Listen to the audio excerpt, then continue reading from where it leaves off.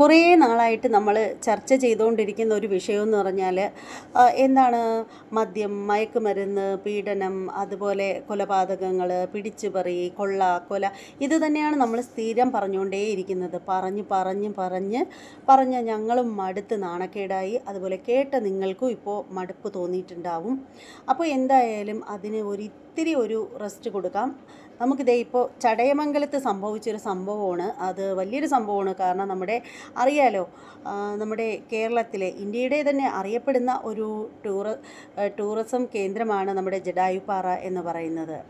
അപ്പോൾ ഈ ഒരു പാറയിൽ ആ ഒരു ടൂറിസം കേന്ദ്രത്തിൽ സംഭവിച്ച ആ ഒരു വലിയ സംഭവം ഇപ്പോൾ മൊത്തത്തിൽ വൈറലായിക്കൊണ്ടിരിക്കുകയാണ്. വൈറലായി എന്ന് പറഞ്ഞാൽ സാധാരണ രീതിയിലൊന്നും അല്ല, അതൊരു ഒന്നൊന്നര വൈറലായിരിക്കുകയാണ്. അതുകൊണ്ട് തന്നെ അതിൻ്റെ ആ ഒരു ടൂറിസം കേന്ദ്രം സ്ഥിതി ചെയ്യുന്ന ആ ഒരു പ്രദേശത്തിൻ്റെ ഓണർ ആകെ കലിപ്പിലാണ്.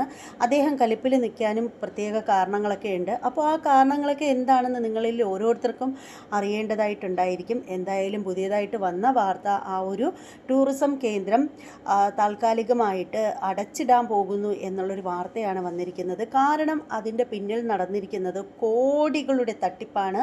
1-2 രൂപയല്ല, കോടികളുടെ തട്ടിപ്പാണ് നടന്നിരിക്കുന്നത്. അപ്പോൾ ആ ഒരു തട്ടിപ്പ് എന്താണെന്നൊക്കെ അറിയാനായിട്ട് നിങ്ങളിൽ പലർക്കും ആകാംക്ഷയുണ്ടാവും.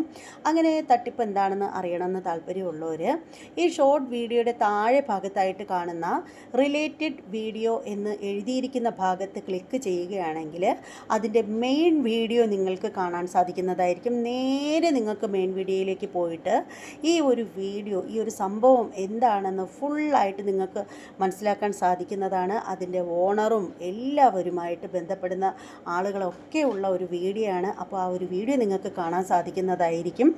അതുപോലെ തന്നെ നമ്മുടെ ചാനൽ ഇതുവരെയും സബ്സ്ക്രൈബ് ചെയ്യാത്ത ആളുകളൊക്കെ ഉണ്ടെങ്കിൽ എത്രയും പെട്ടെന്ന് സബ്സ്ക്രൈബ് ചെയ്ത് സപ്പോർട്ട് ചെയ്യണം. ഇനി ഇതുപോലെ അടിപൊളി വീഡിയോകളായിട്ട് വരാം. അതുവരെ എല്ലാവർക്കും ബൈ.